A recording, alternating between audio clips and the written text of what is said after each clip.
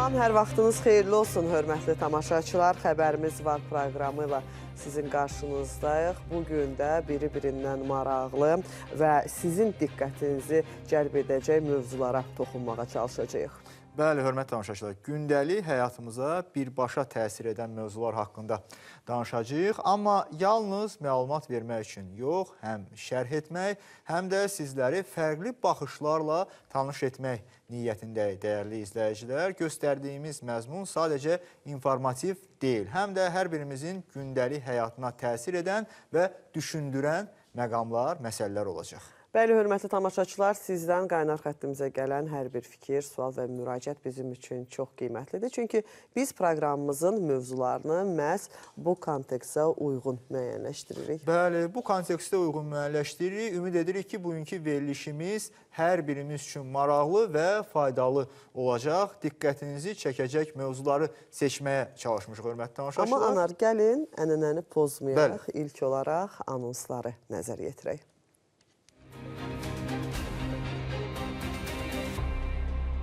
Əhaliyə xəbərdarlıq, bu günlərdə telefonla danışmayın.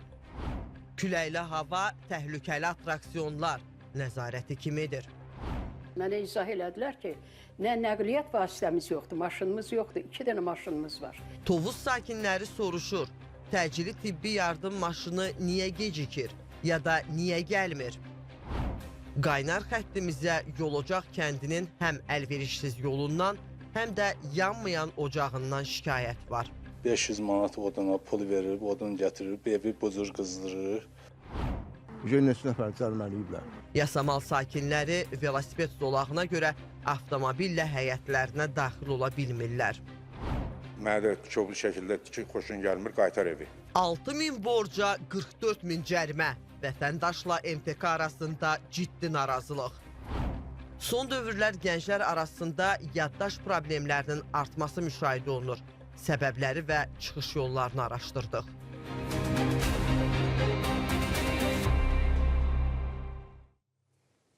Bəli, Günel, doğrudan da gündəmimiz həmişə olduğu kimi boldu. Telefonla danışmayın anonsu ilə başladıq və dərhal həmin anons mənim diqqətimi cəlb etdi. Maraqlıdır, telefonla niyə danışmayaq? Təbii ki, bir qədər sonra ətraflı məlumat əldə edəcək hörmətli tamaşaçılarımız. Bir də 6000-ə deməli 44.000 cərimə. Bəli, cərimə. Kifayət qədər ciddi rəqəmdir, bu da maraqlı bir mövzudur. Deyirlər, o atalar və oğullar münasibətləri kimi MTK vətəndaş münasibətləri də hər daim artıq aktual mövzulardan biridir. Amma yeni mövzu deyil də. Bəli, aktuallığını qoruyan mövzudur, gündəlikdə olan aktual məsələlərdən biridir. Elə studiyamızda da ekspertlə bəli, bu məsələni müzakirə edəcək hörmətli tamaşaçılar. Siz də ekranlarınıza daha yaxın əyləşin. Çox maraqlı bir müzakirə olacaq. Həmçinin də fürsətdən istifadə edib suallarınızı qısa bir xatırlatma edək ki, 010-230-40-40 nömrəli qaynar xəttimizə zəng vurub edə bilərsiniz həmin müraciətləri. Eyni zamanda WhatsApp və Telegram ünvanlarına da yaza, səsli və ya video mesaj göndərmə imkanınız var. Və xəbəriniz var ki, verilişimiz interaktivdir. Proqramımızı həmçinin İctimai Televiziyanın mobil əlavəsindən, İctimai TV mobildən də izləmək imkanınız var, hörmətli tamaşaçılar. Və xəbərimiz var, İctimai Televiziyanın YouTube səhifəsindən də hazırda canlı yayımlanır. Və hər verilişdə sizə ünvanladığımız sualı elə ekranda gördüyünüz QR koddan istifadə etməklə YouTube üzərindən səs vermədə iştirak edərək cavablandıra bilərsiniz. Və ənənəvi olaraq bugünkü sual rubrikamızda sualımız belədir. Hava ovqatınıza necə təsir edir, hörmətli tamaşaçılar? Sizə belə bir sualla müraciət etmişik. Aktual mövzudur, razılaşarsınız yəqin ki. Yağışı sevirəm deyə ilk variantı təqdim etmişik. Günəşi gözləyirəm deyə ikinci variantdır. Havanın pisi olmaz deyə klassik deyimi də üçüncü variant olaraq seçmişik. Bəli, və buraxılışımızın sonunda təbii ki, nəticələrlə sizi tanış edəcək. Həmçinin, anar, sizin də fikirləriniz mənim üçün maraqlıdır ki, ümumiyyətlə, hava sizin ovqatınıza necə təsir edir? Təbii ki, havanın pisi olmaz və təbii ki, vitamin D qəbul etmək üçün günəşli havanı da səbirsizliklə gözləyir. Havanın pisi olmaz deyirlər, amma çox gözəl bir şəkildə digər sinonimlərdə əvəz edirlər ki, hava əlverişsizdir. Hava əlverişsiz. Əlverişsiz havadır, bəli. Ona görə, mənim üçün həqiqətən, yəni burada həm yağışı sevirəm, həm də bu cür havanı, son günlər müşahidə olunan havanı sevirəm. Ona görə mənim üçün, yəni, əhvalım xoşdur. Mənim də əhvalım xoşdur. Necə deyərlər, mən də yağışı sevirəm. Yəni davam etsə heç bir problem yoxdur. Əgər problem yaratmayacaqsa. Əlbəttə. Bəli, hörmətli tamaşaçılar, keçid alırıq xəbərimiz varın əsas xəbərlərinə. Belə ki, işğaldan azad edilmiş ərazilərə böyük qayıdış planlı şəkildə davam etdirilir və bugün Ağdam rayonunun Sarıcalı və Xocalı rayonunun Ballıca kəndlərinə növbəti köç kərvanları yola salınıb. Bəli, köç kərvanları yola salınıb. Ağdam rayonunun yenidən qurulan Sarıcalı kəndinə bu mərhələdə 39 ailə, 169 nəfər, Xocalı rayonunun Ballıca kəndinə isə 15 ailə, 68 nəfər köçürülür.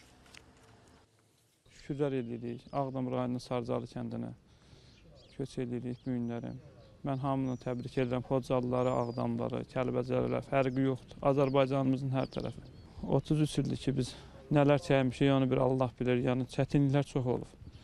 Dövlətimiz də sağ olsun, arxamızda durub daimi. Bu günü gözləmişik, ağlaya-ağlaya, amma yenə də dedim mən, yəni gülə-gülə də gedirik. 25 yaşında oradan çıxdığımda, 92-də, 2 uşaqla. Həyəcanlıyam. Öz elimi Obama gedirəm. Təşəkkür edirəm prezidentimizə, qazilərə can sağlığı, şəhidlərə Allah rəhmət eləsin, anaların qabağında baş əyirəm. 2 övladla çıxmışdım. İndi nəvə ilə çıx gedirəm.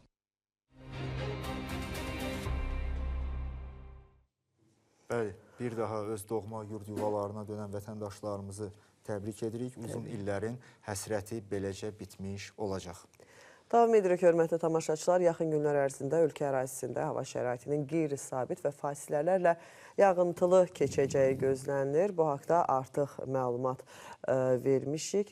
Bəs bu hava şəraitində daha hansı məqamlarda diqqətli olmalıyıq? Misal üçün, güclü külək zamanı yüngül konstruksiyalı və müvəqqəti tikililərdən, bina və reklam lövhələrindən uzaq durmaq, elektrik dirəyi və naqillərinin hündür ağacların altında dayanmamaq tövsiyə olunur. Bəli, bu cür tövsiyələr var. Ancaq Günel, başqa bir məsələ də var axı. Şimşək çaxan vaxtı, belə deyirlər də, mobil telefondan istifadə edilməsi təhlükəsi artır. Bəli. Süjeti izləyək, mövzu ilə bağlı daha ətraflı bizi əməkdaşımız Aysel Əliyeva tanış etsin. Bu həqiqətən belədirmi?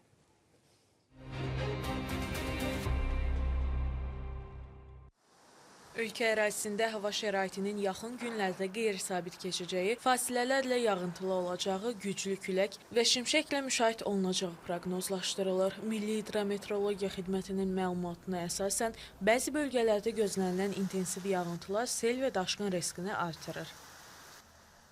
Fasilələrlə yağış yağacağı gözlənilir. Yarımadanın ayrı-ayrı yerlərində yağıntıların qısa müddətdə leysan xarakterli olacağı, şimşək çaxacağı ehtimalı var.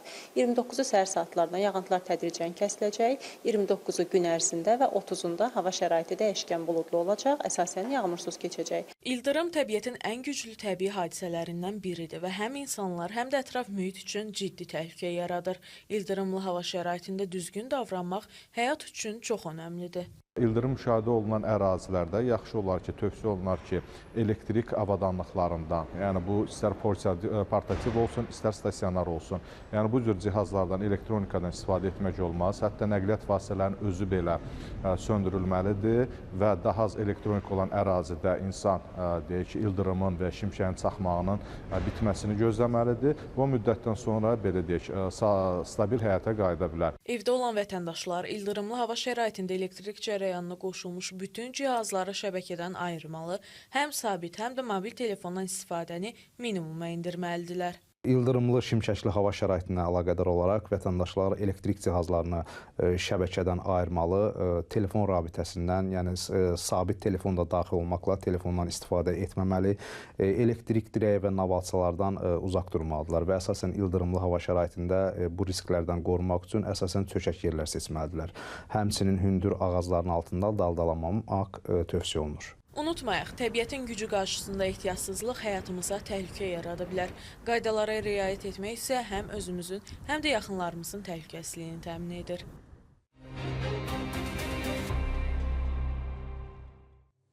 Günel, səmimi olun, siz riayət edirsiniz bu bütün tövsiyələrə, yəni ildırım çaxarkən artıq mobil telefonu, hətta evdə olan stasionar telefonu belə təhlükəsiz bir şəraitə gətirirsinizmi söndürərək? Yox, səmimi deyim ki, etmirəm, amma rayonda biz olanda daha çox orada görürəm ki, nəinki telefonu, hətta soyuducunu belə, kondisioneri belə tokdan çıxardırlar ki, ildırım çaxır, birdən ola bilər ki, nəsə bir xoşa gəlməz hal olsun. Yəni, bunun şahidi olmuşam. Mən düşünürəm ki, xüsusilə də gənc nəslin nümayəndələri üçün olduqca faydalı bir tövsiyələr oldu, məlumatlar oldu. Çünki bir çox hallarda müşahidə etmişik, həm yağmurlu, yağışlı, ildırımlı havada gənclər ona fikir vermir, restoranlarda, kafelərdə, hətta nəinki həmin cihazı tokdan ayırır. Əksinə, mobil telefonu ayırır, tok isə yerində, cəryan isə yerində qalmaqda davam edir. Yəni, bu kimi məsələlərə daha çox düşünürəm ki, gənclər üçün faydalı və münbit tövsiyələr ola bilər. Bəli, hörmətli tamaşaçılar, ötən gün ölkə ərazisində hökm sürən güclü külək paytaxtda uşaqların əyləndiyi atraksiyonlardan birini parkın digər ərazisinə uçurub desək yanılmarıq. Hadisə valideynlər və mütəxəssislər arasında atraksiyonlardakı təhlükəsizlik və nəzarət məsələlərinin vacibliyini bir daha gündəmə gətirib. Bəli, Fövqəladə Hallar Nazirliyi isə yalnız mexanikiləşdirilmiş atraksiyonlar üzərində mütəmadi nəzarət həyata keçirdiklərini bildirib. Ekspertlər və valideynlər bu cür hadisələrin qarşısını almaq üçün təhlükəsizliyin daha da gücləndirilməsini və nəzarət tədbirlərinin artırılmasını tələb edirlər.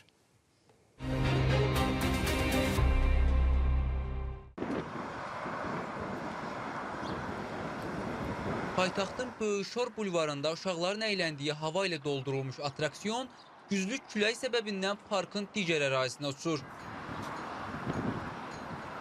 Bu zaman parkda az yaşlıların olması isə məsələni bir qədər də ciddiləşdirir. Bura isə paytaxt ərazisində başqa bir istiqamətdə yerləşən atraksiyon və əyləncə qurğularının yerləşdirildiyi məkandır. Hava şəraitindən asılı olaraq əksər qurğular çadırlarla örtülüb.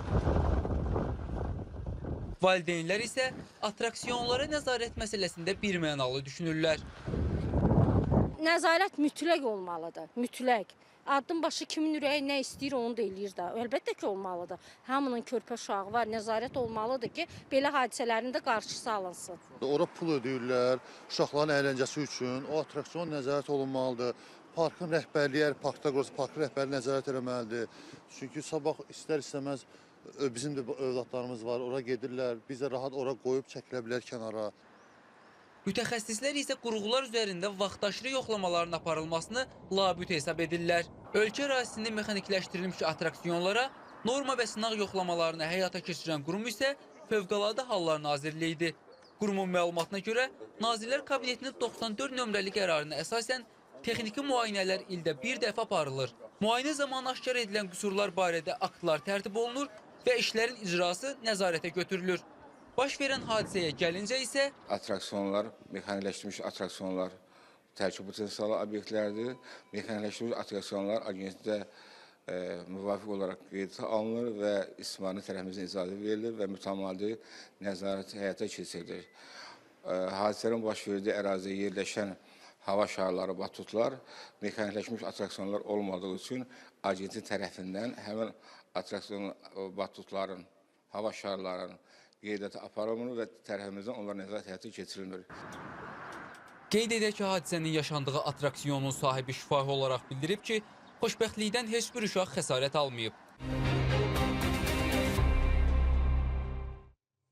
Bu dəfə xoşbəxtlikdən heç bir uşaq xəsarət almayıb, amma yəni hər hansı bir xoşa gəlməz halın baş verməsi də yəni bir an məsələsidir. Təbii ki. Və Fövqəladə Hallar Nazirliyinin əməkdaşı da qeyd etdi ki, batutdur və bu cür hava ilə şişirdilmiş şarlardır. Bunlara nəzarət mexanizmi tətbiq olunmur. Batut ən təhlükəsizlidir onların sırasında. Həmin o hətta karusel tipində olan biz atraksiyonları gördük ki, burada Günel, mən bəlkə də şəxsi düşüncəm belədir. Düşünürəm ki, düzdür, təbii ki, təhlükəsizlik tədbirləri maksimum. maksimum dərəcədə görülməlidir. Amma burada vətəndaşın da üzərinə böyük Amma vətəndaş məsuliyyəti də var. Çünki bəzi hallarda biz görürük ki, misal üçün olmasın bugün olsun sabah. Həmin atraksiyona mütləq küləkli havada mı minmək lazımdır? Yəni həyatı riskə atmağa dəyərmi? Ələxüsusda uşaqlar mövzudursa, yəni ən həssas Atraksiyonlar məqam. hətta bir kənara, Anar, biz sujetdə də gördük ki, orada bir kadr var idi. Hətta işıq dirəyi belə artıq aşmışdı, yerindən yəni çıxmışdı. Yəni nəinki atraksiyon, ümumiyyətlə küləkli hava şəraitində dəfələrlə qeyd olunur ki, hündür ağacların altından keçmək, tikinti aparılan ərazilərdən keçmək, yəni müəyyən qədər təhlükəlidir. İndi biz başa düşdük, tutaq ki, deyək ki, indi bir bağçadan gətirirlər, məktəbdən gətirirlər, o başqa. Amma küləkli gündə, küləkli hava şəraitində parka getməyə nə qədər ehtiyac var? Yəni elə vətəndaşın da bir müsahibəsi mənim diqqətimi cəlb etdi. Vurğuladı ki, biz bura nəzarətin gücləndirilməsini istəyirik. Yaxşı, nəzarət gücləndirilə bilər. Kim qarantiya verir ki, misal üçün həmin nəzarət gücləndirilsə belə bədbəxt hadisə küləyin sürətinin artması nəticəsində baş verməyəcək. Çünki bu fövqəladə haldır. Nəzarət olub, kifayət qədər texniki göstəricilər saz ola bilər, lakin hava şəraiti gözlənilməz qəzalara və hətta faciələrə belə səbəb ola bilər. Elə küləkdən söz düşmüşkən, Küləklər şəhəri Bakı bəlkə də heç bir ildə olmadığı qədər öz adının, belə deyək, mənasını məhz bu il doğrultdu. Son 2 ayda maksimum günü, maksimum sizinlə razıyam, bəli. Son 2 ayda belədir. Qarşıdakı günlərdə hava necə olacaq? Hazırda hava şəraiti necədir? Bununla bağlı biz qarşıdakı günlərdə hansı hava şəraitini müşahidə edəcəyik? Canlı bağlantımız var. Müxbirimiz Ayşə Rzayeva bizə ən son məlumatları çatdıracaq. Salam Ayşə, buyurun, eşidək sizi. Buyurun.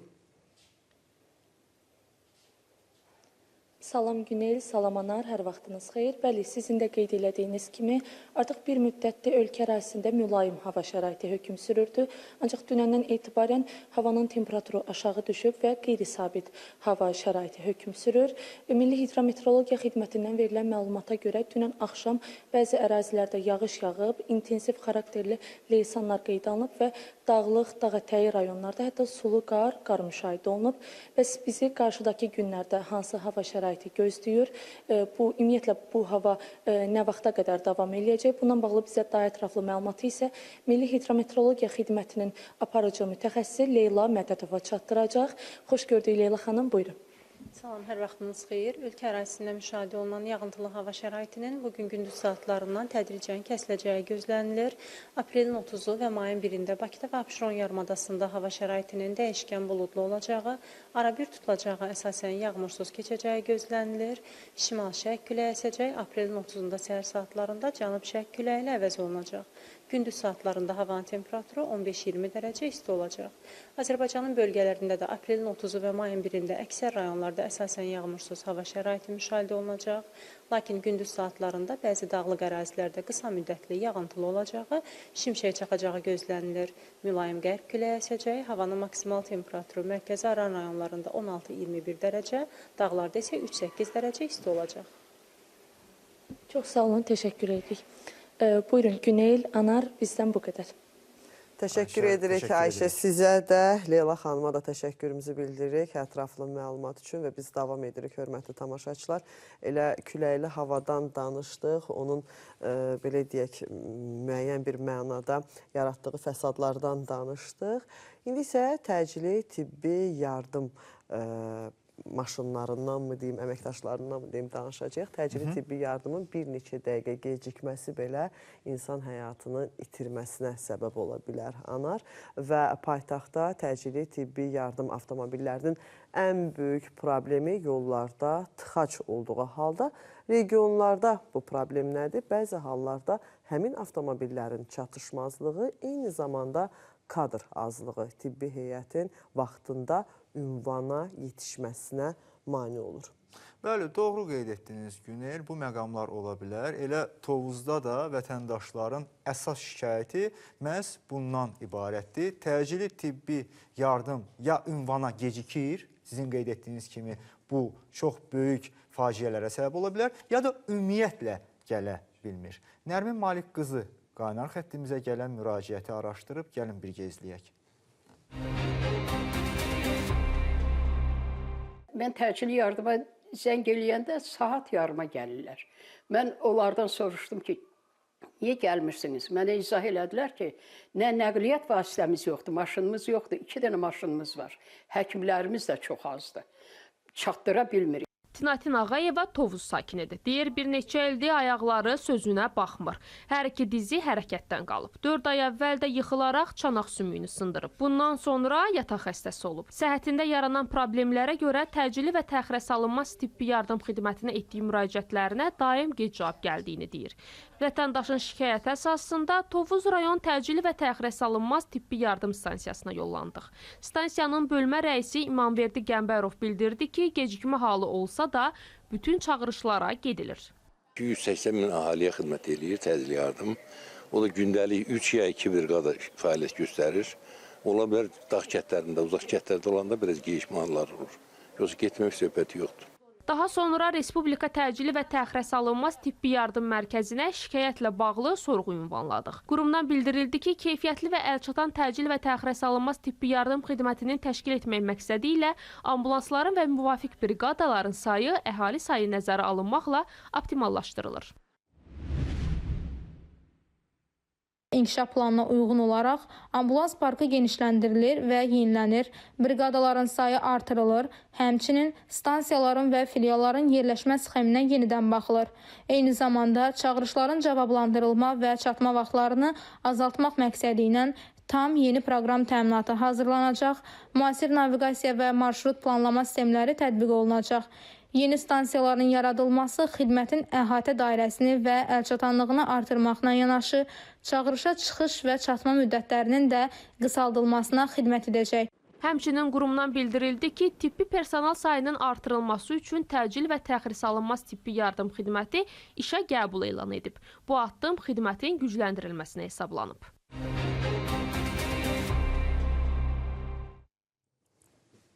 Bəli, süjeti də izlədik, hörmətli tamaşaçılar. Günel, mənim dərhal bir sıra suallarım yarandı. Paytaxtda bilirik, tıxaclar çoxdur. Yəni, regionda isə belə görünür ki, bəzi hallarda ixtisaslaşmış peşəkar kadrların azlığı var. Təbii ki, bütün bu məsələlər aktualdır və yəqin ki, müvafiq qurumların diqqətini cəlb edəcək və həlli istiqamətində addımlar atılacaq. Lakin, misal üçün, mən yol eksperti deyiləm, mütəxəssisi deyiləm. Dəfələrlə müşahidə etmişəm ki, misal üçün, tıxac olarsa, tıxac məsələsindən başlayaq, avtomobillər yolda maksimum dərəcədə, demirəm hamısı, maksimum dərəcədə təxminən 70-80% çalışır ki, təcili tibbi yardım avtomobilinə yol versin. Alınmır. Bəli, amma sağdakı istiqamətdə avtobus xətti var. Həmin xətlə avtobus çox rahat gedə bilir. Bugün niyə görə mümkün olmaya bilir ki, həmin təcili tibbi yardım avtomobilləri də məhz həmin avtobus xətləri ilə irəliləsin. İndi siz buradan bir təklif olaraq çıxış edirsiniz ki, yaxşı olardı ki, təcili yardım üzərimə almayaq, ancaq belə bir düşüncə olaraq, belə bir niyyət olaraq ki, yəni bu mümkün ola bilərmi? Təbii ki, sahənin ekspertləri bunu daha yaxşı bilər. Sadə bir vətəndaş olaraq, yəni mən bilmirəm, orada da bəlkə hər hansı bir texniki problemlər varmı, yoxmu? Lakin bu məsələ düşünürəm ki, baxıla bilər hər halda. Bəli, indi biz bölgələrdən danışdıq. Elə götürək Abşeron rayonu Xırdalanda. Təcili yardıma zəng vurursunuz, yəni hələm-hələm gəlib çıxmaq bilmirlər və elə redaktorumuz Leyla xanım da qeyd etdi ki, hazırda bildirdi ki, məhz təcili yardım briqadasının gec gəlməsi səbəbindən çox yaxın bir adamı həyatını itirdi. Yəni bu faktlar da var. Yəqin ki, bu fakt nə ilkdir, nə də sondur. Ona görə də ki, müxtəlif variantlar var, üsullar var. Çalışıb maksimum dərəcədə təcili tibbi yardıma yol verərək bu məsələnin çözümündə bir vətəndaş olaraq hər birimiz rol oynayaq deyirik Günel və qısa bir xatırlatma edirik ki, 010-230-40-40 nömrəli qaynar xəttimizə zəng vurub, hörmətli tamaşaçılar, müraciətlərinizi edə bilərsiniz. Eyni zamanda WhatsApp və Telegram ünvanlarına da yazsa, səsli və ya video mesaj göndərmə imkanınız var. Xəbəriniz var ki, verilişimiz interaktivdir. Proqramımızı həmçinin İctimai Televiziyanın mobil əlavəsindən, İctimai TV mobildən də izləmə imkanınız var, hörmətli tamaşaçılar. Və ondan da xəbəriniz var ki, proqramımız İctimai Televiziyanın YouTube səhifəsindən də hazırda canlı yayımlanır və hər verilişdə sizə ünvanladığımız sualı ekranda gördüyünüz QR koddan istifadə etməklə YouTube üzərindən səs vermədə iştirak edərək cavablandıra bilərsiniz və ənənəvi olaraq bugünün sualı belədir. Bəli, bir daha hörmətli tamaşaçılar, sizə günümüzün sualını xatırladırıq ki, hava ovqatınıza necə təsir edir deyə sizə müraciət etmişik və 3 variant təqdim etmişik. Yağışı sevirəm, günəşi gözləyirəm, havanın pisi olmaz deyə də 3-cü variant təqdim etmişik. Bəs bundan sonraki dəqiqələrdə nədən xəbərimiz olacaq? Gəlin anonsları izləyək.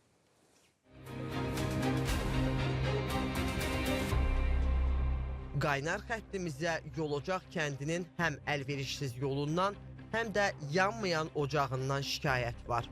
500 manat oduna pul verir, odun gətirir, evi bucur qızdırır. Neçə nəfər cəriməliyiblər. Yasamal sakinləri velosiped zolağına görə avtomobillə həyətlərinə daxil ola bilmirlər. Mənə də çoxlu şəkildə ki, xoşun gəlmir, qaytar evi. 6000 borca 44.000 cərimə. Vətəndaşla MTK arasında ciddi narazılıq.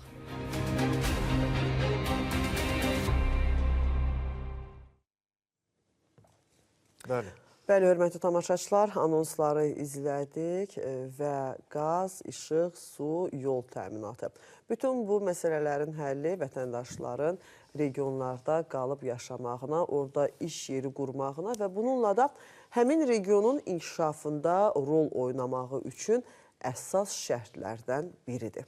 Amma təəssüf ki, heç də bütün regionlarımız bu komfortdan yararlana bilmir. Misal üçün, Yardımlının Yolocaq kəndi, kənddə qaz xətti yoxdur. Sakinlər qış aylarında odun alaraq istiliyi təmin edirlər. Lakin odun qiymətlərinin yüksək olması və məhdud resurslar səbəbindən bu iş də böyük çətinliklə həyata keçirilir. Bəli. Düzdür, Yolocaq kəndi Yardımlı rayonunun dağlıq ərazisində yerləşir və bu səbəbdən də kommunal xidmətlərin təminatı daha çətin olur. Amma adi simvolik olan kəndin, daha doğrusu adı simvolik olan kəndin sakinlərinin həm qaz, həm də yol probleminin həlli ilə bağlı ümidləri böyükdür.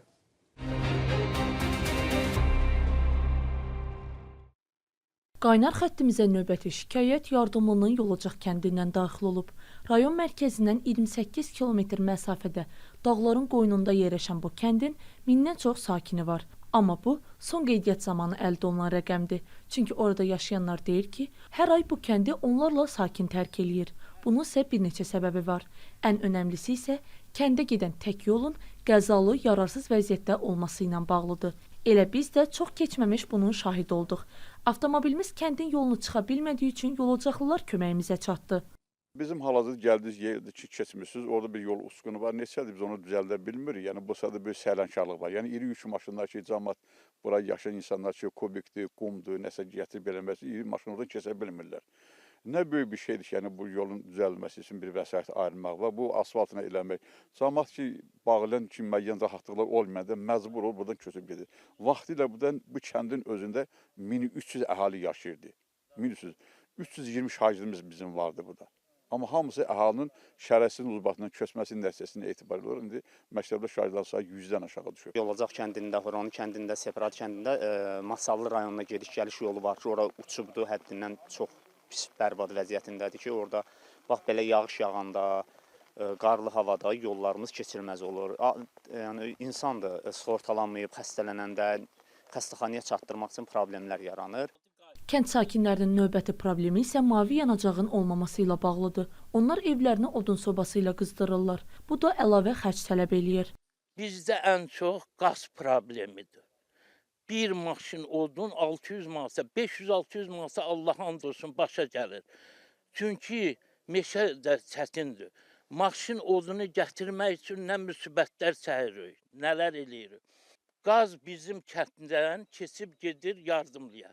800 addım yolu məsafəni qazı çəkmirlər ki. Anam qaz gedəcək Arsa kəndinə. Oradan çəkiləcək. 10 kilometr gedəcək irəli. Elə biz burada qutu qoy. 500 manat oduna pul verir, odun gətirir, evi bu cür qızdırır. Biz üçün çox problemdir. Bu qaz yoxdur. Çətinlikdir biz üçün. Qaz çəkilsə yenə də bir oduna pul vermərik. Uşaq üçün bir inkişaf edəyər işte. Biz yaşayış yaradarıq. Vətəndaşların şikayəti ilə bağlı öncə Azərbaycan Avtomobil Yolları Dövlət Agentliyi ilə əlaqə saxladıq. Qurumdan bildirildi ki, yolacağın yol problemi ilə bağlı təkliflər onlar tərəfindən hazırlanıb. Kəndlərarası avtomobil yollarının yenidən qurulması regionların sosial-iqtisadi inkişafı dövlət proqramı çərçivəsində öz həllini tapır. Yardımlı rayonunun Yol Ocaq kəndinin yolunun yenidən qurulmasına bağlı təkliflər hazırlanaraq aidiyyət üzrə təqdim olunub. Yolun yenidən qurulması dövlət proqramına daxil edildikdən sonra agentlik tərəfindən təmin olunacaq. Daha sonra Azərqaz İstehsalat Birliyinə müraciət etdik. Dedilər ki, Azərqaz İstehsalat Birliyinin maliyyə imkanlarından asılı olaraq növbəti mərhələdə Yardımlı rayonunun Yolacaq kəndinin qazlaşması məsələsinə baxıla bilər. Yəni cari ilin planında bu kəndin qazlaşması nəzərdə tutulmayıb. görünür, yolacaqların yol və qaz problemi hələ bir müddətdə davam eləyəcək.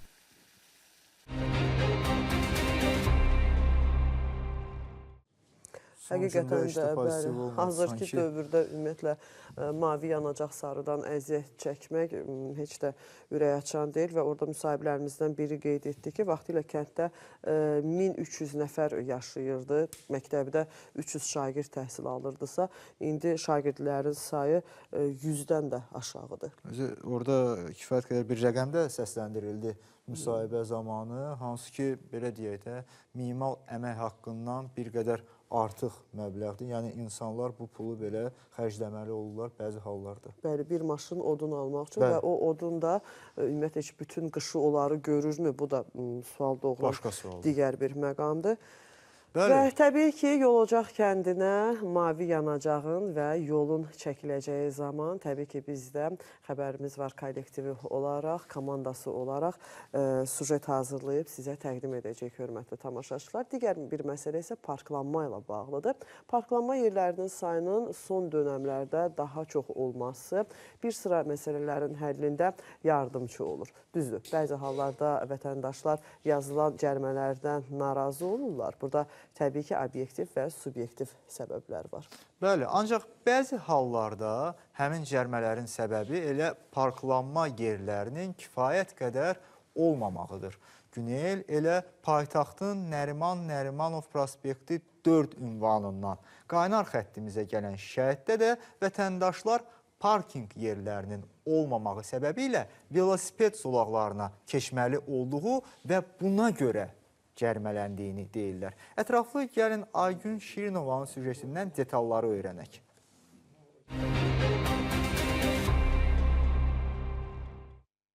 Maşında başqa yerlərdə də heç yer yoxdur. Nə qədər dairə vururuq ki, harada yer tapamırıq. Nə adam evdəkiləri gətirib düşürdənmirik, saxlayırıq, yol polisi gəlib cərimə yazır. Neçə nəfər cəriməliyiblər. Yəni evə gəlib getmək olmur. Aralı məsafədə saxlayırıq, qonaq da düşür, gəlir, uzaq gəlir, narazıçılıq eləyirlər. Burada parklanma olsa çox gözəl olar inşallah. Bəli, mən bu ay ərzində 400 manat cərimə ödəmişəm. Nəyə görə? Parklanma ilə bağlı. Ona görə ki, yer yoxdur saxlamağa. Gəlib maşını saxlayırsan, sıracı gəlib yol polis əməkdaşları cərimə yazıb gedirlər. Bizim də istəyimiz odur ki, şərait yaradılsın. Velosiped zolağı ilə bağlı bizim heç bir problemimiz yoxdur. Lap yaxşı, mən özüm də skuterim var, istifadə edirəm. Sadəcə olaraq problem ondan ibarətdir ki, parklanma yoxdur. Bizdə hardasa 27 mənzildir da belə, hə. Hamı əziyyət çəkir də, yəni xəstəsi var, uşağı var, götürə bilmir də, binaya daxil olub əziyyət çəkirlər. Saxlayan kimi qayı gəlir, yazır. Hamı qıraqda, orada, burada boş yer axtarır, belə saxlayırlar. Yəni əziyyət çəkirik. Xahiş edirik ki, biz kömək eləyək. Söhbət Nəriman Nərimanov prospekti 4 ünvanından gedir. Bir müddətdir ki, bu ərazidə yaşayan sakinlərin gecəsi gündüzünə qarışıb. 2 aya yaxındır ki, çəkilən velosiped zolağı sakinlər üçün ciddi maneəyə çevrilib. Əslində zolaq nəqliyyatın axışını təmin etmək üçün nəzərdə tutulsa da, əksinə sakinlərə bir çox çətinliklər yaradır. Ətrafda yaşayanlar öz avtomobillərini park etməkdə problem yaşayırlar. Daha dəqiq desək, parking yerinin olmaması səbəbindən sürücülər məcbur velosiped zolağına daxil olurlar və nəticədə cərimələnirlər. Belə vəziyyət tək sürücülərə deyil, eyni zamanda ərazidə fəaliyyət göstərən obyekt sahiblərinə də çətinlik yaradır. Klinikadır, pasientlər gəlib saxlaya bilmir maşınların, saxlayır, onlara da cərimə yazılır. Otel həmçinin. Burada bir neçə şirkətlər var ki, yəni parkovka olmasa bağlanma ehtimalı var bunların. Yəni tək bir sakin kimi yox, yəni bu sahibkar kimi də danışa bilərək ki, klinika rəhbəri mənəm və bu pasientlərin 2 aydır belədir, azalması hardasa 30%-ə qədər azalma görsənir. Ona görə yəni xahişimiz odur ki, parklanma üçün bizə nəzərə alsınlar, şərait yaratsınlar. Normal fəaliyyəti üçün restoranın velosiped zolağının olması mane olur. Çünki normal saxlanma, parking yeri yoxdur maşınlar üçün, yəni qonaqların gəlib getməsi üçün uyğun bir şərait yoxdur. Məsələ ilə bağlı Yerüstü Nəqliyyat Agentliyindən bildirdilər ki, sözü gedən ərazidə daha əvvəl də avtomobillər üçün parklanma yeri mövcud olmayıb. Ərazidə dayanma durma qadağandır yol nişanının olmaması nəqliyyat vasitələrinin səkiyə paralel şəkildə xaotik saxlaması ilə müşahidə edilirdi. Qeyd edək ki, yaxın ərazilərdə parklanma yeri mövcuddur.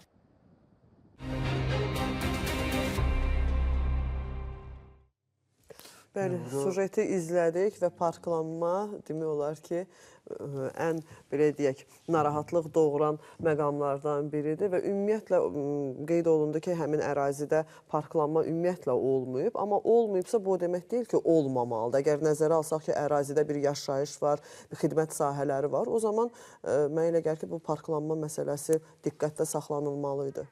Yaxşı, onda burada başqa məqamlara diqqət yetirək və konkret şəkildə diqqət yetirək. Əgər park yerləri bundan öncə də olmayıbsa, həmin ərazidə dayanma, durma işarəsi qadağandır varsa, o zaman çıxış yolu olaraq, yəni bəlkə elə bir şey düşünülsün ki, həmin işarələr oradan yığışdırılsın. Və yaxud da ki, yolun digər hər hansı bir hissəsində dayanma və durmanı icazə vermək olarmı? Həmin yəni velosiped yolu ilə bərabər. Digər tərəfdən biz velosipedlərdən danışdıq, biz nəqliyyat vasitələri, avtomobillərdən danışdıq. Piyadalardan heç danışmadıq. Yəni piyadaların orada keçməyi üçün də müəyyən bir yer olmalı. Odur ki, biz deyirik ki, bəli, mikromobillik önəmlidir.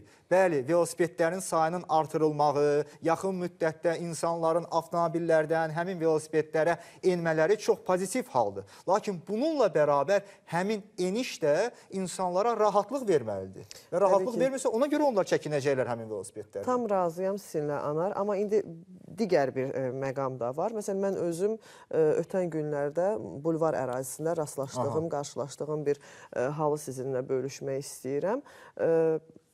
Orada, belə deyək ki, velosipedlərin, skuterlərin rahat hərəkəti üçün müəyyən bir zolaq salınıb ki, oradan ancaq velosipedlər və skuterlər istifadə edə bilər. Amma mən sizə deyim ki, daha çox nəyi görürdüm? Məsəl üçün, piyadalar özünün oradan getməyə azmış kimi hələ bir balaca, az yaşlı uşağının da əlindən tutub, məhz o velosiped üçün, skuterlər üçün nəzərdə tutulan zolaqla gedir. Tam da rahat şəkildə velosiped sürən də gəlir, nə qədər deyir, işarə edir. Yəni, yoldan çəkilmək bilmir. Sanki həqiqətən də o zolaq onun üçün çəkilir. Hələ biraz öyrəşməmişik də Günel. Məsələ burasındadır. Çünki bizim vətəndaşlar yavaş-yavaş bu keçidə öyrəşəcəklər və bəzi hallarda həmin insanlar, mən tam əminəm ki, düşünürlər ki, əvvəlki dövrdə necə ki, bulvarla gedirdilər, velosipedçilər sürəndə, velosipedçilər təbii ki, insanları görəndə saxlayırdılar, onlara yol verirdilər və s. Lakin indiki dövrdə həmin zolaqların hansı funksiya daşıdığı ilə bağlı ən mühüm məqam odur ki, biz savadlığı artırmalıyıq. Mən sizinlə razıyam, Anar. Amma məhz həmin piyadalar idi şikayət edən ki, bulvar ərazisində velosiped sürənlər, skuter sürənlər bizi narahat edirlər. Onlar üçün ayrı bir zolaq çəkilsin. Mümkünatı yoxdur, Anar. O zolağın məhz skuterlər üçün olmamasını, necə deyim, bilməyəsiniz. Çünki ərazidə onun şəkli çəkilib, həmin yolda, zolaqda onun şəkli çəkilib, velosiped şəkli, skuter şəkli çəkilib. Yəni, ən azından bir adam düşünər, sual verər ki, bu zolaq nə üçün çəkilib, məsələn, niyə ayrılıb bu yol o yoldan? Yəni, bu kimi məsələlər də var təbii ki. Biz proqramımızı davam etdiririk, hörmətli tamaşaçılar. Nə az, nə çox, düz 44.000 cərimə. Söhbət tikinti şirkətinin vətəndaşa ödənişi gecikdirdiyinə görə tətbiq etdiyi cərimədən gedir. Cərimədən gedir söhbət, bəli. Biçarə vətəndaşsa nə etsin? Cərimənin məbləğinin səbəbini soruşduqda isə ona belə bir klassik cavab verilib. Xoşun gəlmirsə, evi qaytar. Məhz bu cavabla üzləşib. Bəs məsələnin hüquqi tərəfi nədən ibarətdir? Bu maraqlı mövzunu əməkdaşımız Aysu İbrahimzadə araşdırıb. Gəlin birgə izləyək.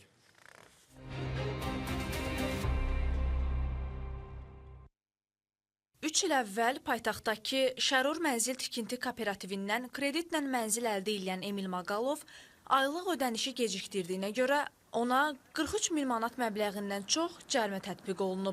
Müsahibimin sözlərinə görə onun hazırda MTK-ya 6 min manat borcu qalıb. Tikinti şirkəti isə ondan ya tələb olunan cəriməni ödəməyi, yaxud mənzili daha ucuz qiymətə geri qaytarmağı, ya da başqa şəxsə satılması ilə razılaşmasını tələb eləyir. 6 ay ödəməmişəm, gəlib 6 ay bir ödəmişəm. Onda niyə demirdilər? Deyir, indi mənim işçilərim mənə alladıbmış, mən onları işdən çıxarmışam. İndi o mənim problemim deyir. Axı, sənin işçilərin mənə necə deyirdilər, mən də elə ödəyirdim. Mənə götürdü 43.944 manat cərimə yazdı, bilmirəm nədən. Soruşdum təzədən aşağıdan ki, bu niyə belə yazdı? Dedi ki, əvvəl qiyməti 650 manat idi, indi 1200 manatdır o evin. Mənə də kobul şəkildə ki, xoşun gəlmir, qaytar evi. Yəni, həmənki köhnə qiymətlə qaytar mənə evi. Və ödədiyim puldan, nə bilim, nə pulu çıxandan sonra, yəni qəpiy quruş verəcəyik. Məsələ ilə bağlı Şərur MTK-nın rəhbəri İsfəndiyar Axundovla əlaqə saxladıq. Versin məhkəmlik. Müqaviləmiz var, müqavilə pozulursa, müqaviləni oxumaq lazımdır, tanış olmaq lazımdır. Müqavilə pozan tərəf, bilirsən, mənzilin o pul ödəyədiyi hissəsi onunkidir, qalan hissəsi mənimkidir. Söhbət oradadır ki, mənim orada müqavilədə göstərilir ki, əgər ya yeni qiymətlə pul verir, hər gün pul dəyişir, ödənilməlidir və yaxud yeni qiymətli və yaxud geriyə qaytarılmalıdır. Başqa orada müqavilədə ki, göstərilmir çıxan. Nə qədər güzəşdirir, ömür boyu mənim pulum batmalıdır, batmalıdır. Bir də güzəşdirirsən, 2 də 3 axırda görün, islah olunmur. Belə eləməli ki, artıq eləməsin. Onda özüyə pis öydənirlər. Məsələyə münasibət bildirən hüquqşünas Əli Məmməd Nuriyev deyir ki, MTK-nın belə bir iddia irəli sürməsi əslində mülki məcəllənin prinsiplərinə ziddir.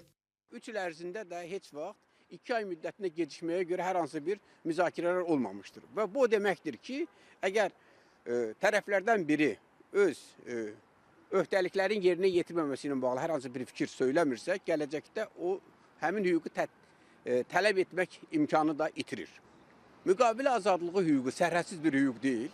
O, eyni zamanda vicdanlı davranış, ağlabatan müddətlər prinsiplərinə uyğun olaraq həyata keçirilməlidir.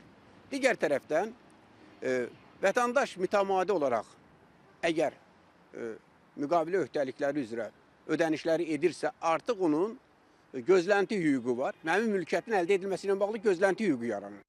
Hüquqşünas Əli Məmməd Nuriyev onu da bildirdi ki, bu vəziyyətdə vətəndaşın hüquqi əsaslardan məhkəməyə müraciət eləməyinə ehtiyac var. Belə vəziyyətlərdə vətəndaşın öz hüquqlarını təmin eləmə imkanları böyükdür.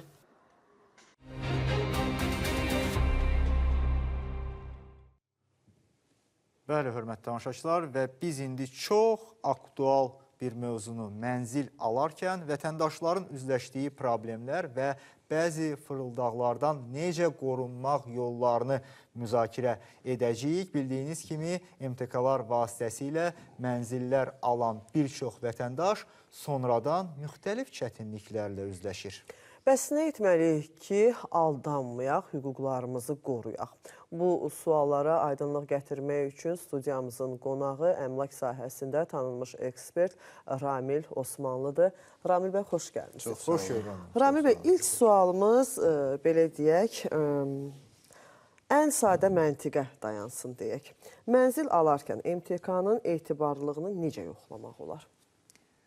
Ümumiyyətlə, belə deyək də, son illərin çox ciddi yaranan suallarından biridir. Çünki Respublika Prokurorluğunun açıqladığı rəqəmlərdən görünür ki, ölkədə kifayət qədər baxmayaraq ki, bu sahə ilə bağlı mübarizə tədbirləri gücləndirilibdir, amma məhz tikinti şirkətlərinin dələduzluğuna məruz qalan, itkilərə məruz qalan çox saylı insanlar var ki, o insanların əksəriyyətinin düzdür, böyük hissəsinin, belə deyək də, dəymiş zərəri ödənilsə də, amma bir çox hissəsi yenə də bu problemlə qarşı-qarşıyadır. Və bunun qarşısının alınması ilə bağlı müxtəlif vaxtlarda qanunvericiliyə müxtəlif dəyişikliklər olunubdur. 2018-ci ildə mülki məcəlləyə, mülki qanunvericiliyə dəyişiklik olundu. Dəyişiklik əslində ilkin təminat qeydinin aparılması, ilkin qeydiyyat sənədlərinin, yəni hansı ki, gələcəkdə onun əsasında sənəd almaq mümkündür, nəzərdə tuturdu. Eyni zamanda, məsələn, kreditli satış formasında, deyək ki, hissəvi satış formasında qaydaları müəyyən edirdi. Amma təəssüflər olsun ki, tikinti şirkətlərinin əksəriyyəti və qeyd etdiyimiz tikinti şirkətdə başda olmaqla demək olar ki, buna əməl etmədilər. Bu mənada tikinti şirkətlərinin etibarlılıq səviyyəsinin ölçülməsi faktiki olaraq istehlakçının, vətəndaşın imkanları xaricindədir. Çünki vətəndaş tikinti şirkətinin nizamnamə kapitalı ilə tanış ola bilmir. Mənzil tikinti kooperativinin təsisçiləri kimlərdən ibarətdir, necə yaradılıb, nə vaxt yaradılıb, bunlarla tanış ola bilmir, bu sənədləri əldə edə bilmir. Və bu mənada bizim yeganə yolumuz nədən ibarətdir? Bu tikinti şirkəti bazarda 10 ildir fəaliyyət göstərir. Ola bilər ki, etibarlıdır. Amma bu da tam şəkildə bu sualın cavabı deyil. Çünki biz görmüşük ki, böyük tikinti şirkətləri təqribən bir günün, 5 günün, bir həftənin içərisində çox ciddi problemlərlə qarşı-qarşıya qalıblar, bazardan çıxıblar, onların da vətəndaşlarla problemləri yaranır və s. Bu mənada mən hesab edirəm ki, qanunvericilikdə ciddi dəyişikliklər olunmalı. Bu problemi sadəcə vətəndaşın, yəni alıcının, istehlakçının ümidinə buraxmaq ki, sən bunu müəyyən et, bu biraz ağlabatan variant deyil. Ramil bəy, məsələnin digər bir tərəfi də var. Məsələn, mən özüm şahidi olduğum bir məqamı danışmaq istəyirəm ki, demək, gəlib binanı alıb, tikinti şirkəti, çox məşhur tikinti şirkətlərindən biri, oradakı sakinləri kirayəyə göndərib, hər ay onların, belə deyək, kirayə haqları şirkət tərəfindən ödənilir və 3 ilə söz verilir ki, sizin mənzilləriniz sizə təhvil veriləcək. Amma nəticədə nə olur? Artıq bir hardasa 7-8 ildir ki, həmin sakinlərin mənzilləri onlara təhvil verilməyib, 3 ildən sonra da onların kirayə haqları ödənməyib və heç sizə deyim ki, nəticədə şirkət özünü müflis elan edib. Bu halda bəs vətəndaş nə etməlidir? Çox təəssüf ki, belə hallar da çoxdur və məsələn, bu cür hallarda bir çox, belə deyək də, rastlaşdığımız məqamlar ondan ibarət olub ki, vətəndaş çıxmaq istəmədikdə ona hətta məhkəmə qaydasında tikinti şirkəti öz evindən kənarlaşdırıb çıxardıbdır. Və əsas kimi də təbii ki, müvafiq icra hakimiyyəti orqanları tərəfindən ona verilən sərəncamlar və razılaşmalara əsas götürübdür. Amma bir məsələni xüsusi istərdim qeyd edəm ki, sərəncam verən tərəf, tikintiyə icazə verən tərəf bu problem yarandığı halda prosesdən kənarda qalmamalıdır. Amma təəssüflər olsun ki, bu cür hallarda dövlət, məsələn, müvafiq qurumlar vətəndaşla tikinti şirkətini baş-başa buraxırlar ki, gedin özünüz mülki qaydada öz aranızda bu problemləri həll edin. Mülki qaydada da bunun həlli yolu nədir? Məhkəməyə verilir. Məhkəmə qaydasında məsələ mübahisələndirir. Məhkəmə baxışı nəticəsində qərar qəbul olunur. Bundan ötürü illərlə vaxt sərf olunur, xeyli vəsait tələb olunur və s. Yəni, hesab edirəm ki, bu cür məsələlərin tənzimlənməsinə əslində tikintiyə icazə verən təşkilatlar da mütləq şəkildə nəzarət etməlidirlər. Siz qeyd etdiyiniz problem ciddi problemdir. Rahman, onda gəlin belə edək də, burada mövzu ilə bağlı təbii ki, suallar çox olacaq. Vətəndaşın daha çox maariflənməsi çıxış yolu ola bilərmi? Çünki hər şeyin, misal üçün, əvvəlindən problematik mövzuların həlli növbəti mərhələdə işi asanlaşdıra bilərmi? Bu yerdə sualım nədən ibarətdir? Məsəl üçün, əgər mənzil müqaviləsi hələ bağlanmayıbsa, konkret olaraq hansı sənədlər tələb oluna bilər?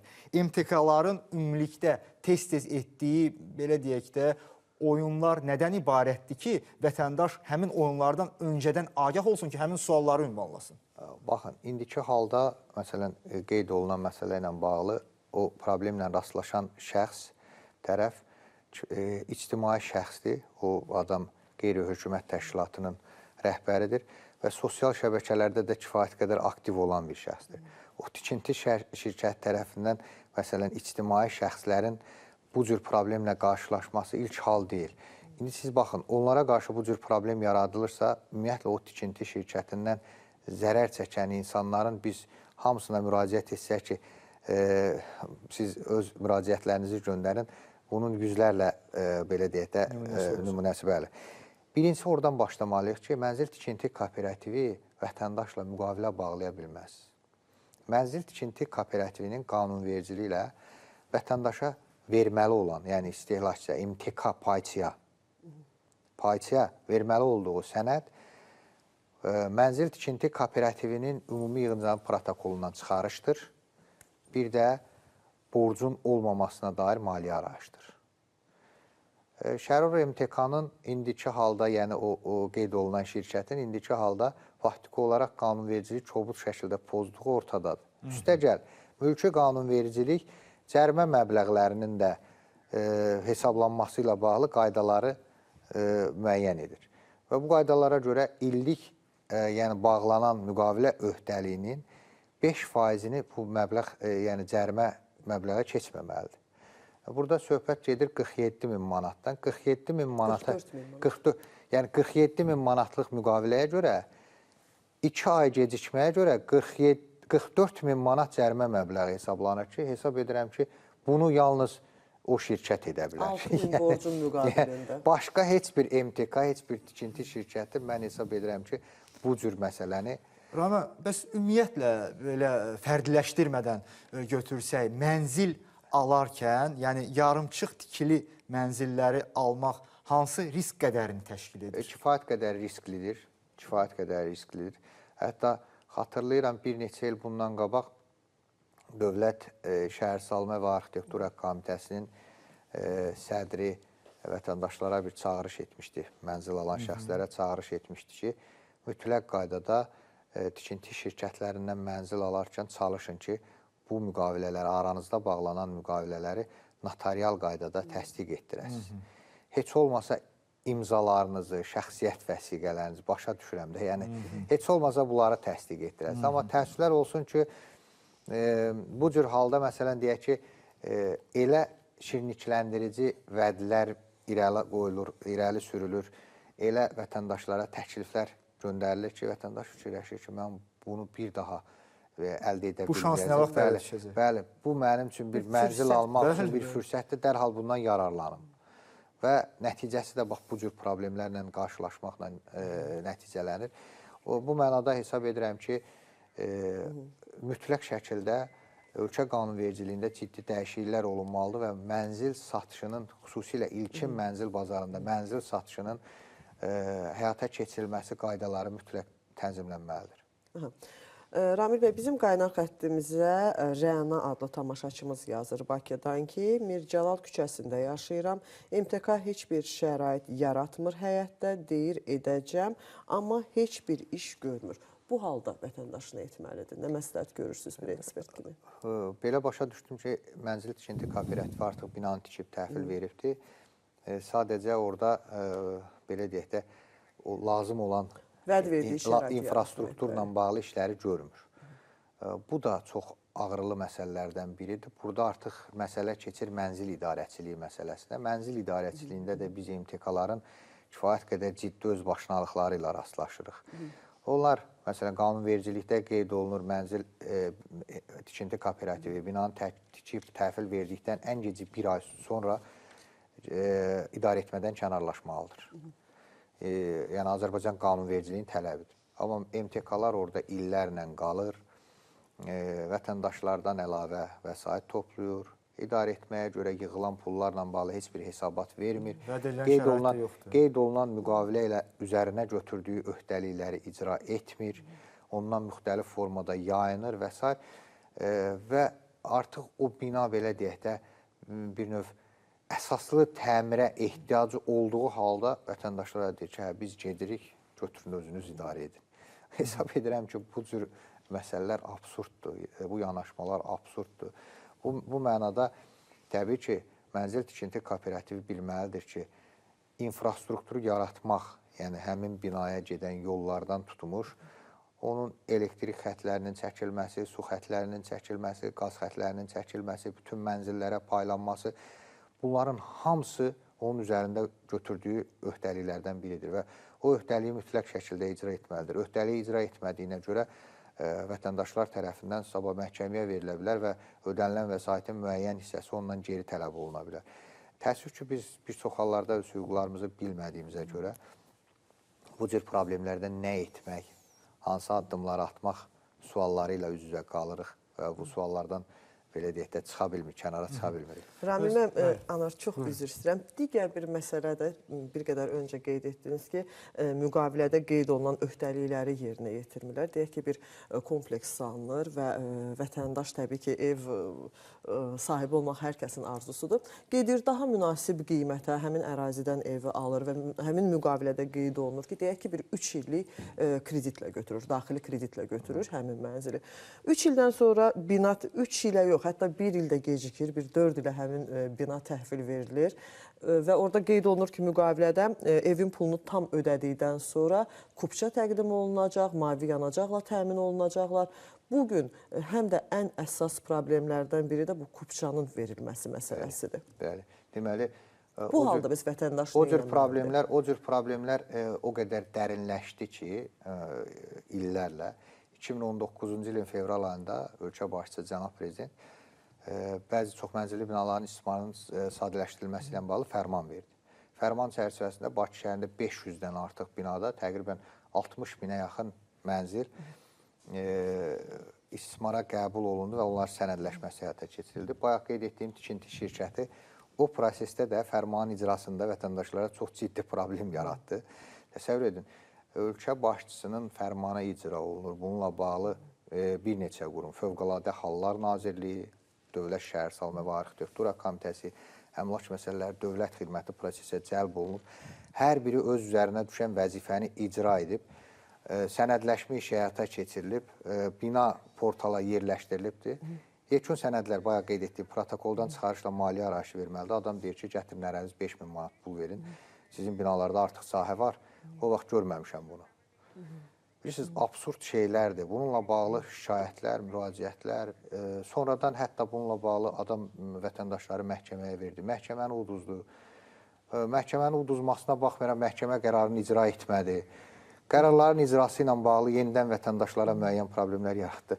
Amma məsələ burasındadır ki, bax, bəzən qanunlardakı müəyyən boşluqlar bu cür problemlərə gətirir çıxarır ki, mənzil tikinti kooperativi üzərinə öhdəlik götürür ki, binanı tikir, istismara verir. İstismara vermək nə deməkdir? İstismara vermək sadəcə onun damını örtüb vətəndaşlara verməkdən ibarət deyil. Kompleks şəklində. İstismar sənədlərinin alınmasına qədər olan hissəni nəzərdə tutur. İstismara qəbul edən tərəf hansı qurumdur? Dövlət Şəhərsalma və Arxitektura Komitəsi. Onun öz qaydaları var, yəni qanunvericiliklə müəyyən olunur. İstismara qəbul olunduğu gün artıq portala yerləşdirir. Hamı bilir ki, filan ünvanda yerləşən 16 mərtəbəli, 2 bloklu filan bina istismara qəbul olunur. Amma adam deyir ki, mən binanı tikib təhvil vermişəm sizə. Onun istismarı ilə bağlı müəyyən problemlər var. müxtəlif bəhanələr gətirir, müxtəlif adlar altında prosesdən yayınır və s. Böyük bir kompleks salırlar, əyləncə mərkəzləri ilə, restoranları ilə belə deyək, vətəndaşların diqqətini cəlb edirlər, müqavilə imzalanır. Bina tikib veriləndən sonra vətəndaş kupçasını istəyəndə deyirlər ki, vəd olunanların cəmi 15%. Bəli, və sizə deyim ki, böyük bir kompleksli ərazisində neçə bina var, düzdür, heç saymamışam, amma həmin binalardan yalnız birinin demək olar ki, kupçası verilib vətəndaşlara. Təəssüf ki, bu belədir və bu yekunda vətəndaşlara əlavə zərərlə nəticələnir. Çünki o cür baxımsız binalar həm də öz dəyərini itirir, ərazidə olan analoji binalarla müqayisədə 30-40% aşağı qiymətə satılır. Təşəkkür edirik, Rəmin. Çox aktual məsələni çox maraqlı cavablarla cavablandırdığınız üçün. Bəli, biz isə davam edirik, hörmətli tamaşaçılar. Qısa bir xatırlatma edək ki, 010-230-40-40 nömrəli qaynar xəttimizə zəng vurub müraciətlərinizi edə bilərsiniz. Eyni zamanda WhatsApp və Telegram ünvanlarına da yaza, səsli və ya video mesaj göndərmək imkanı əldə edirsiniz, dəyərli izləyicilər. Xəbəriniz var ki, verilişimiz interaktivdir. Proqramımızı həmçinin İctimai Televiziyanın mobil əlavəsindən, İctimai TV mobildən də izləmə imkanınız var. Və xəbərimiz var, İctimai Televiziyanın YouTube səhifəsində də hazırda canlı yayımlanır və hər verilişdə sizə ünvanladığımız sualı ekranda gördüyünüz QR koddan istifadə etməklə YouTube üzərindən səs vermədə iştirak edərək cavablandıra bilərsiniz. Bəli, hörmətli tamaşaçılar, ənənəvi olaraq bugünün sualı isə belədir. Hava ovqatınıza necə təsir edir və 3 variant təqdim etmişik. Yağışı sevirəm deyə, günəşi gözləyirəm deyə, havanın pisi olmaz deyə 3 variantdan hər birini seçə bilərsiniz, dəyərli izləyicilər. Lakin proqramımız davam edir və bundan sonraki dəqiqələrdə xəbəriniz olacaq ki,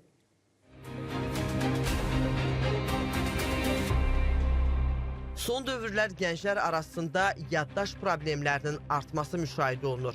Səbəbləri və çıxış yollarını araşdırdıq.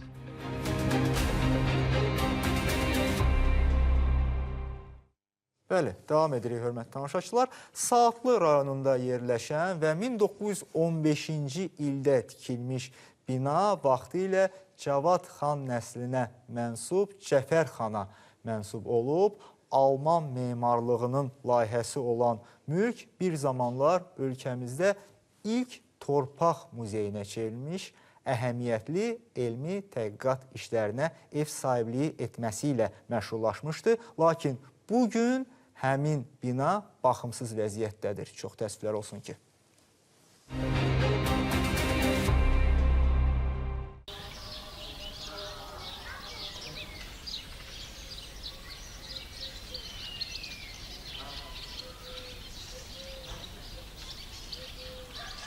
...1915-ci ildə tikilən bu bina Cavad xan nəslindən olan Cəfər xanın mülkü olub. Dövrünün məşhur tikillərindən olan mülk Alman memarları tərəfindən inşa edilib.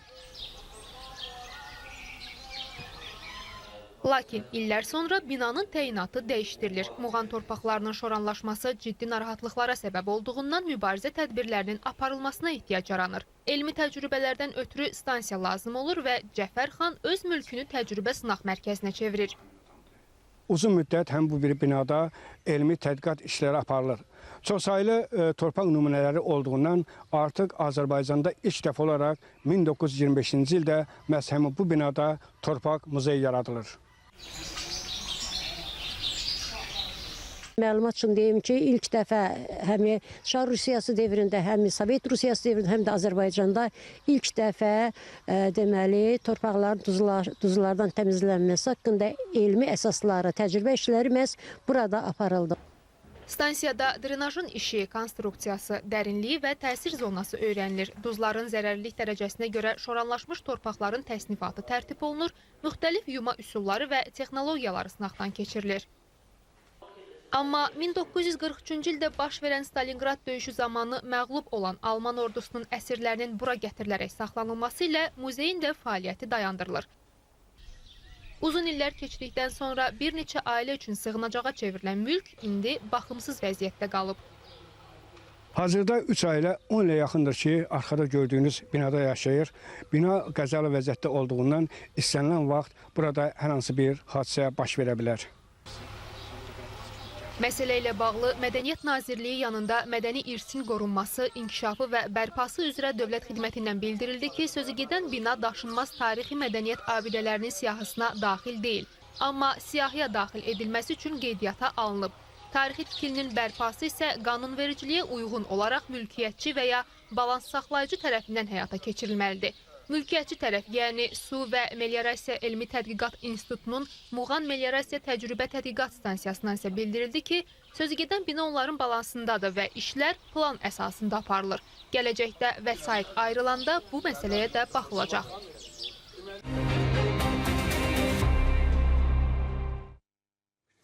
Bəli, hörmətli tamaşaçılar, yağışlı hava səbəbindən bugün bilirsiniz ki, onsuz da səhər saatlarında daimi üzləşdiyimiz bir mənzərə var. Yollarda sıxlıq, bugün həmin sıxlığın yükü biraz da artıb və biz məhz bunun şahidi olduq. Bəli, görək hal-hazırda yollarda vəziyyət necədir? Və qeyd edək ki, əməkdaşımız Ayşə Rızayeva indi nəqliyyatı intellektual idarə etmə mərkəzindədir. Bizə canlı bağlantıda bu barədə daha ətraflı məlumat verəcək. Ayşə, bir daha salam. Bir daha hər vaxtınız xeyir Ayşə, buyurun. Salam Günel, salam Anar, hər vaxtınız xeyir. Bəli, sizin də qeyd elədiyiniz kimi biz hazırda nəqliyyatın intellektual idarə etmə mərkəzindəyik. Paytaxtın yolları məhz buradakı monitorlar vasitəsilə müşahidə olunur və hal-hazırda paytaxtın əsas küçə və prospektlərində yollar necədir? Bundan bağlı bizə daha ətraflı məlumatı Ömər Xıdırov çatdıracaq. Xoş gördük Ömər bəy. Buyurun. Salam, hər vaxtınız xeyirli olsun. Qeyri-pik saatdır. Demək olar ki, paytaxtın əksər küçə və prospektlərində nəqliyyatın hərəkətində heç bir problem yoxdur, sıxlıq müşahidə etmirik. Ancaq bəzi yollar var ki, orada şəhərə giriş-çıxış yolları və şəhərin mərkəzi istiqamətinin olduğuna görə orada hazırda nəqliyyat sıxlığı var. Məsələn, Yusif Səfərov küçəsi mərkəz istiqamətində hərəkət intensivliyi çoxdur, sıxlıq müşahidə edirik.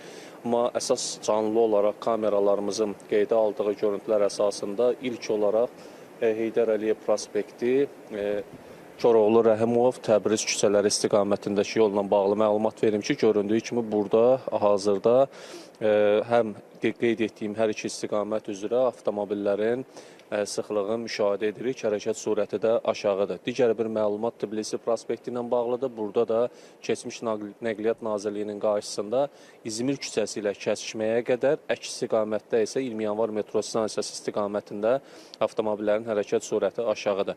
Heydər Əliyev prospektinə biz müxtəlif istiqamətlərdən baxdıqda, məsələn, Koroğlu metro stansiyasının yaxınlığıdır. Burada da bütün istiqamətlər üzrə avtomobillərin sərbəst hərəkəti var. Sokarın binasının qarşısından da baxdıqda yalnız tunelə giriş hissədə yolda butulka effekti yaranır və burada nisbətən hərəkət sürəti azalmağa başlayır. Növbəti məlumatımız Neftçilər prospekti ilə bağlıdır. Neftçilər prospektində də göründüyü kimi Yusif Səfərov küçəsi və 8 noyabr prospekti istiqamətində hərəkət intensivliyi var, amma burada ciddi bir nəqliyyat sıxlığı müşahidə etmirik. Bakıxanov küçəsində də hər iki istiqamət üzrə avtomobillərin sərbəst hərəkəti var, hərəkət sürəti normaldır.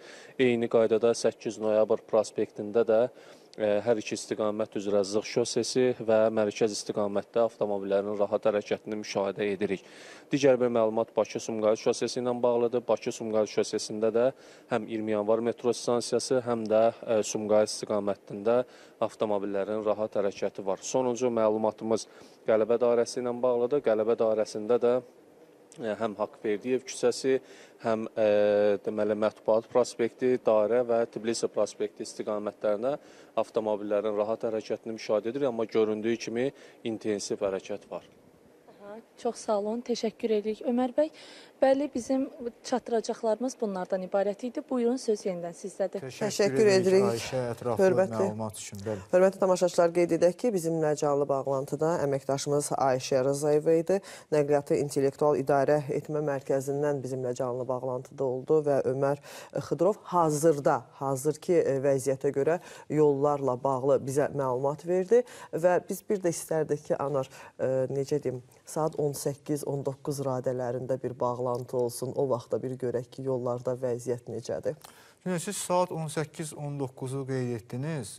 Misal üçün, mən dünən işə ikinci növbədə gəlməli olmuşdum planlaşma ilə bağlı və onu seyr edə bildim ki, Qələbə dairəsindən üzü yuxarı artıq Ziya Bünyadov istiqamətinə və oradan Koroğlu istiqamətində də kifayət qədər sıxlıq müşahidə olunurdu və saatlar da hardasa saat 12-1 arası göstərdi. Yəqin ki, həftənin birinci günü olmağı səbəbilə bu cür hallar müşahidə edilirdi. Bəlkə də səbəb budur. Lakin düşünürəm ki, indiki halda da biz coğrafiyanı bir qədər genişləndirsək, paytaxt yollarının coğrafiyasını, sıxlıq müşahidə edilən yollara şahidlik edə bilərik. Bəli, ümumiyyətlə, siz Qələbə dairəsindəki vəziyyəti qeyd etdiniz. Mən demək olar ki, hər gün o yoldan istifadə edirəm və hər gün o sıxlığı görürəm anar səhər saatlarında. Yəni, hər gün var. Bəli, hər gün var və elə sıxlıqdan söz düşmüşkən onu da qeyd edim ki, hər gün demək olar ki, Badamdarda da şosedən, Qurd Qapısı dairəsindən üzü prospektə qədər tıxac, hər gün eyni tıxac olur. Səbəbi nədir bilinmir, çünki orada... Yəni, pik saatlarda yoxsa bütün gün olur? Səhər saatlarında, bir də təbii ki, axşam saatlarında işdən qayıdarkən. Aydındır, düşünürəm ki, artıq yavaş-yavaş bundan sonraki dönəmdə bizim bəhs etdiyimiz həmin mikromobillik bəlkə paytaxt yollarını bir qədər yüngülləşdirər və doğrudan da artıq bilirik ki, bu yaşıl dünya naminə hərəkatda avtomobillərdən daha çox imtina. Çünki biz görürük ki, paytaxt yollarda yollar da kifayət qədər genişdir. Yəni, ən azından vizual olaraq yollar kifayət qədər geniş görsənir. Odur ki, bu məsələlərin həlli, tıxac məsələsinin həlli, zənnimcə mənim bir vətəndaş olaraq mövqeyim ondan ibarətdir ki, şəxsi avtomobillərdən daha az istifadəni özündə barındırır. Bu artıq tamamilə başqa məsələdir ki, o zaman avtobusların intervalı da daha qısa olmalıdır. O zaman yeni metro stansiyaların tikintisi və s. və axır. Yəni, məsələlər müxtəlifdir. Bəli, hörmətli tamaşaçılar və keçid alırıq digər bir mövzuya. Çoxları səyahət etməyi sevsə də, xərclərin artıq çıxacağından ehtiyatlanaraq bu fikirlərindən daşınmaq məcburiyyətində qalırlar. Lakin dünyada cibimizə münasib ölkələr də var anar. Bəli, təbii ki var Günel və bundan xəbərimiz də bəlkə də yoxdur. Yay mövsümü yaxınlaşır və biz də bunu nəzərə alsaq, bir çox vətəndaşlarımız ölkəmizin dilbər güşələri ilə yanaşı, eyni zamanda dünyanı da daha yaxşı tanımaq istəyi ilə xaricə yollana bilər. Bəs hansı ölkələrə səfər etmək cibimiz üçün daha münasibdir? Gəlin süjeti izləyək. İstirahət mövsümünün başlamasına az bir müddət qalıb. Bu müddətdə ölkə daxili səfərlərlə yanaşı xaricə üst tutanların sayı da artır. 24 yaşından xarici ölkələrə səyahət etməyə başlayan müsahibim Aysel Aydın Avstriya, Almaniya, Çexiya, İslandiya, Qətər, Türkiyə, Rusiya, Gürcüstan və bir sıra digər ölkələri gəzib. O bildirir ki, uğurlu səyahətin sirri hər detalı əvvəlcədən planlaşdırmaqdan keçir. Təyyarə biletlərini öncədən alsınlar, eləcə də qonaqlama xərclərini və gedəcəkləri yerləri öncədən planlama eləsinlər ki, haraları gəzəcəklər və ən əsası bir həftəyə 3-4 ölkə salmasınlar, bir həftəyə maksimum 2 ölkə salsınlar. Həm özlərinin xərclərinə görə, həm də vaxt qənaətinə və daha keyfiyyətli səyahət eləmələri üçün. Təyyarə bileti üçün Skyscanner, Google Flights və Kiwi.com-dan istifadə edirəm. Qonaqlama üçün isə Booking.com, Airbnb və Hostel Travel-dan istifadə edə bilərlər. Müsahibim deyir ki, adətən ucuz biletləri həftə içi günlərdə səhər saatlarına və gecə reyslərinə tapmaq olur. Tək gəzirlərsə ilk olaraq qonşu ölkələrdən başlasalar daha yaxşı. Türkiyədəki dil biliyi baxımından daha rahatdır çətinliyə düşəndə. Amma belə də əgər səyahət yoldaşı varsa tək də başlaya bilərlər. İlk Avropa səyahətimi tək səyahət eləmişdim. Təhlükəsiz ölkələr demək olar ki, Avropada əksəriyyəti təhlükəsiz gedə bilərlər. Avropadan, Avstriyadan başlaya bilərlər.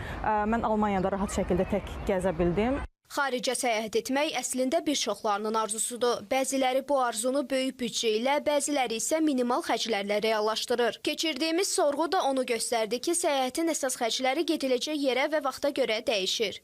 Öncədən Moskva turuna getmişəm, harasa bir həftə 10 günlük səyahət eləmişik. O zaman məbləğimiz harasa 800-1200 civarında çıxmışdı.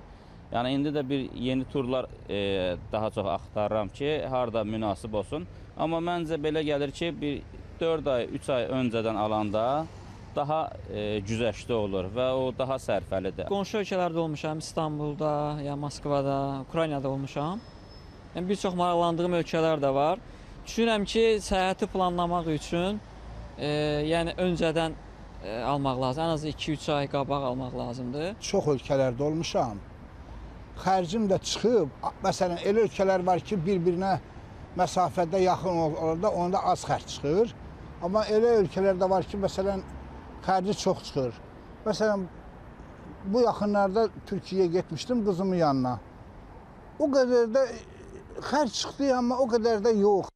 Turizm eksperti Rəhman Quliyev bildirir ki, vətəndaşlar səyahət üçün daha çox hazır tur paketlərinə üstünlük verirlər. Xüsusilə isti aylarda Türkiyə, Misir, Asiya ölkələri, Dubay, Yunanistan istiqamətlərinə tələbat daha yüksək olur. Montenegro istiqamətində bir nəfər üçün gediş-dönüş bilet qarşılama yola salmaq, gündə 3 dəfə yemək 700 evro, yəni manat ekvivalentində, bu təxminən 1300-1350 manat. Misir Şarm-el-Şeyx istiqamətində yay dönəmində nisbətən isti olur. Yəni iyul-avqust aylarında qiymətlər nisbətən aşağı düşür. Burada bir nəfər üçün gediş-dönüş bilet qarşılama yola salma və gündə 3 dəfə qidalama bir nəfər üçün 750-800 manatdan başlayan qiymətlər mövcuddur. Antalya istiqamətində, yəni Bodrum istiqamətində nisbətən qiymətlər, yəni iyul-avqust aylarında nisbətən baha olur. İstədiyiniz ölkəyə daha sərfəli şərtlərlə səyahət etmək mümkündür. Əsas odur ki, vaxtında plan qurun, endirimləri izləyin və büdcənizə uyğun seçimlər edin.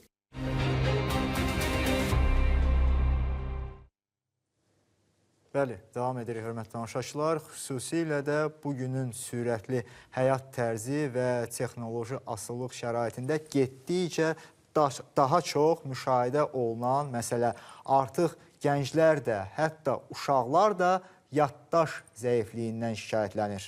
Bəli, sosial media və digər rəqəmsal platformalar insanların diqqətinin dağılmasına, uzun müddətdə konsentrasiyanı, belə deyək, itirməyə səbəb ola bilər. Amma təbii ki, səbəblər təkcə bununla bağlı deyil. Bura stres, yuxusuzluq, qidalanma və həyat tərzi kimi məsələləri də əlavə etmək olar. Bəs görəsən, daha hansı məqamlar burada öz əksini tapır? Əməkdaşımız Çinarə Muradovanın sujetini izləyək. Günümüzün ən geniş yayılmış şikayətlərindən biri də unutqanlıq və yaddaş zəifliyi problemidir. Bu hala əvvəllər əgər əsasən yaşlı insanlarda rast gəlinirdisə, indi gənclər və hətta yeniyetmələr arasında da bu problem artıb. Bəli, yaşayıram bu halı. Mənə görə səbəbi qidalardan və yaxud da yaşadığımız problemlərdən ola bilər. Yaşadığımız mühitdən, dövrdən, qidalardan. Sizin özünüzdə yaddaş zəifliyi problemi var? Bəli, var. Yəni, hamımızda var. Bəlkə də qidadan ya da stressdən. Həkimlər deyir ki, insanların oturaq və asosial həyatı, həmçinin vitamin və hormon çatışmazlığı kimi səbəblər yaddaş zəifliyi problemlərinə yol açan əsas səbəblər arasındadır. Yaddaşsızlıq isə gündəlik iş həyatında görüləcək işləri unutmaqla nəticələnir ki, bu da insanların işinə öz mənfi təsirini göstərir. Səbəbi vitamin və ya hormon çatmamazlığıdırsa, buna qarşı verilən dərmanlar mütləq həkim nəzarəti altında olmalıdır. Nələr çatışmırsa, müayinədən sonra orqanizmada onlar təmin edilməlidir. Əgər bu səbəblərdən psixoloji səbəblər olarsa, bunun səbəbi psixoloqun konsultasiyası və bunu yaradan psixoloji faktoru aradan götürmək tövsiyə olunur. Sosioloqlar isə bu halı müxtəlif sosial problemlərdən yaranan əsəb və gərginliklə əlaqələndirirlər. Bundan başqa, müasir dövrdə müxtəlif mövzularda kontentlərin çoxalması da yaddaş zəifliyinə yol açır. Əgər insanın emosional zəkası düzgün işləməsə, yəni əsəbi olsa, yəni depressiv olsa, aqressiv olsa, onun işlək yaddaşı zəifləyir. Bu working memory zəifləyir. Ona görə görürsünüz, aqressiv, depressiv adamlar, əsəbi adamlar yaxşı danışa bilmirlər. Yaxşı nitq qabiliyyətinə malik olmurlar. Nitq qabiliyyətini gücləndirmək üçün sənin işlək yaddaşının fəzası geniş olmalıdır. Mütəxəssislər yaddaşın həddindən artıq zəifləməməsi üçün çıxış yolu kimi insanların gündəlik olaraq qısa müddətdə olsa da zehni istirahətini vacib hesab edirlər.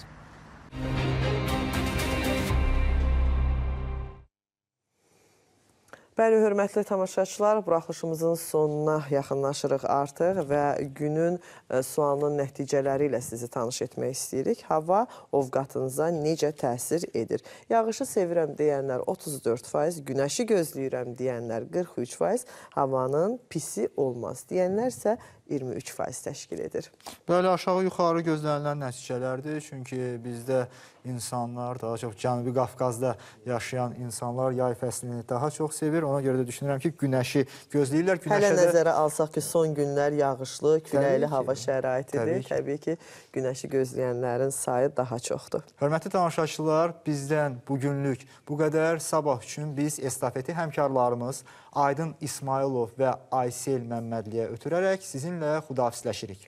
Bizi izlədiyiniz üçün sizə təşəkkür edirik, hörmətli tamaşaçılar. Kanalı dəyişməyin, bir neçə dəqiqədən sonra ölkədə və dünyada baş verən ən son xəbərlərlə İTV Xəbər efirdə olacaq. Sağ olun, salamat qalın. Görüşənədik.